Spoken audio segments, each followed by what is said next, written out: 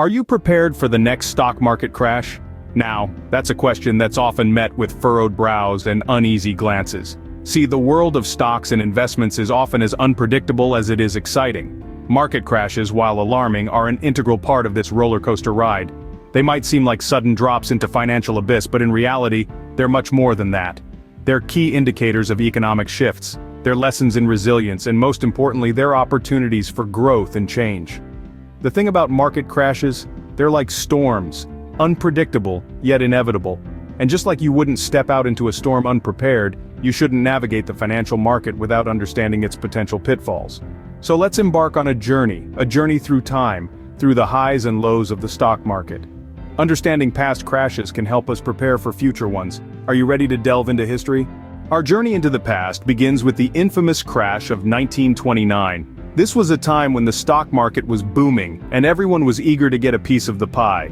The Roaring Twenties had brought unprecedented economic growth and prosperity, but it was also a time of rampant speculation and lack of regulation. Investors were buying on margin, meaning they were borrowing money to buy stocks, betting that the prices would keep rising. Unfortunately, this house of cards couldn't stand forever. When prices began to fall, panic set in, leading to a catastrophic sell-off. The consequences were severe.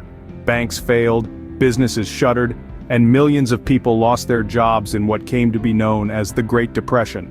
The 1929 crash served as a harsh lesson on the dangers of unchecked speculation and the importance of regulatory oversight. The 1929 crash was a wake-up call, but it was far from the last. Fast forward to the 1980s and early 2000s, where technology and globalization played a role in market crashes. October 19, 1987, known as Black Monday, saw the largest one-day percentage drop in stock market history. The culprit? A new breed of computerized trading that triggered a selling frenzy. Then, as we stepped into the new millennium, a bubble was brewing in the tech sector. Startups were sprouting left, right, and center, fueled by the promise of the internet. But when the bubble burst in 2000, it was clear that many of these companies, despite their lofty valuations, were more sizzle than steak. These two crashes, though distinct, shared a common thread: the unintended consequences of technological advancement. Black Monday underscored the perils of unchecked automated trading, while the dot-com bubble served as a stark reminder of the dangers of overvaluation. These crashes showed us that even advancements like technology can lead to market instabilities. In 2008, the world faced a financial crisis like no other. A storm had been brewing within the global economy, a storm fueled by financial products known as mortgage-backed securities. These were essentially loans, bundled together and sold to investors who were promised high returns. But here's the kicker: these loans were high risk, often given to borrowers who couldn't afford them.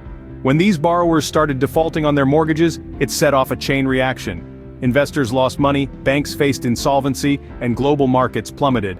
It wasn't just Wall Street feeling the heat. Ordinary people across the world lost jobs, homes, and savings. It was a grim reminder of how interconnected our global economy is. The 2008 crisis also underscored the importance of responsible lending and risk assessment. The reckless pursuit of profit had devastating consequences. The 2008 crisis reminded us that crashes can have far-reaching effects beyond the stock market. Now that we understand the history of crashes, let's distinguish between bear markets, corrections, and crashes. Picture this: you're on a hike. A correction is like stumbling on a rock. It's a temporary setback of around 10%, usually within a 2-month span. You'll recover quickly, and before you know it, you're back on your feet, moving ahead. Now, imagine you've encountered a bear. That's a bear market. It's a prolonged period where prices fall by 20% or more from recent highs, typically lasting for at least 2 months. It can be scary, yes, but if you remain calm, you'll weather it through. Lastly, a crash is like falling off a cliff. A sudden dramatic decline of stock prices across a significant cross-section of the market. It's severe, it's fast, and it can be devastating. Understanding these terms can help us make informed decisions during market downturns. So, how can we prepare for the next stock market crash? Well, the first step is diversification, a golden rule of investing. Don't put all your eggs in one basket. Spread your investments across different asset classes like stocks, bonds, real estate, and even cash. This reduces the risk of your entire portfolio taking a hit if one sector crashes. Next, keep a long-term perspective. Stock markets have ups and downs, but historically they've always trended upwards over the long haul.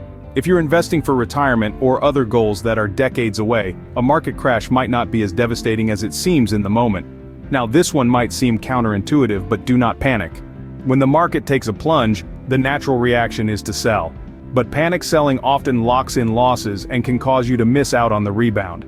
Stay calm, reassess your investment strategy, and consider seeking advice from a financial advisor.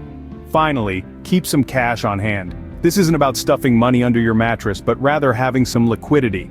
This allows you to take advantage of investment opportunities that arise during a downturn. Remember, the stock market has always recovered from crashes. Preparation and patience are key.